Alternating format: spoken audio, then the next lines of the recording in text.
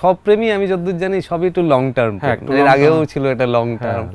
তার আগেও কি ছিল কোনো লং টার্ম, মানে একদম 5-6 থেকে শুরু করে? না 5-6 থেকে শুরু করে ওই ক্লাস 9-10 থেকে ছিল, কিন্তু এইটা সবচেয়ে লম্বা আর কি, শাশ্বতীর সাথে।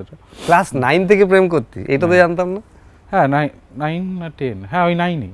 এখন যার কথা বলবি সে কি দেখবে পডকাস্ট? সে জানি না, দেখলে দেখবে, না দেখলে না দেখবে। সে কি বল একটু সেটা নিয়ে। সেটা কি বলবো, সেটা 9 থেকে, ওইটা তো আর প্রেম বলে না, মানে ওই আর কি, দিনে একবার হাঁটা চলার পথে চোকাচুকি হয়ে গেল। তোর কি কোয়েট স্কুল ছিল না? হ্যাঁ কোয়েট স্কুল ছিল। একই স্কুলে? হ্যাঁ একই স্কুল। একই ক্লাসমেট নাকি ছোট? ছোট না, ক্লাসমেট একই, মানে একই সেকশন না। আচ্ছা সেকশন। তো আবার ওই একটু স্কুলের পরে একটু দুপা হাঁটলাম একটু, এই মানে এর বেশি খুব একটা কিছু ছিল না, মানে তখন ওটাই আর কি অনেক আর কি। মানে চুমু অবধিও যাসনি তাই তো?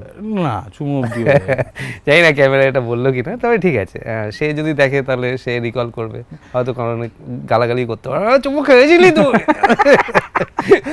না ঠিক আছে।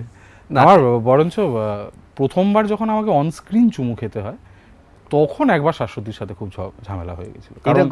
কারণ এটা বোধহয় একটা ওয়েব সিরিজ, ঠিক আছে, মানে অজান্তেই আর কি খেতে হয়েছিল, মানে অজান্তে মানে আগে থেকে বলা ছিল না, ওখানে গিয়ে হঠাৎ ডিরেক্টরের মনে হয়েছে যে এখানে একটা চুমু খেলে ভালো হয়, মার্কা একটা ব্যাপার। তো এবার তখন সদ্য কাজ করছি, মানে সব কিছুতে তো নেগেট করতে হবে, এখন তাও বলতে পারি যে না এটা তো আগে বলা হয়নি। তো সেই ক্ষেত্রে তখন ওটা খেতে হয়েছিল, এবং অবভিয়াসলি শাশ্বতী সেটা জানতো না, পরে গিয়ে যখন জানিয়েছিলাম তখন একটা।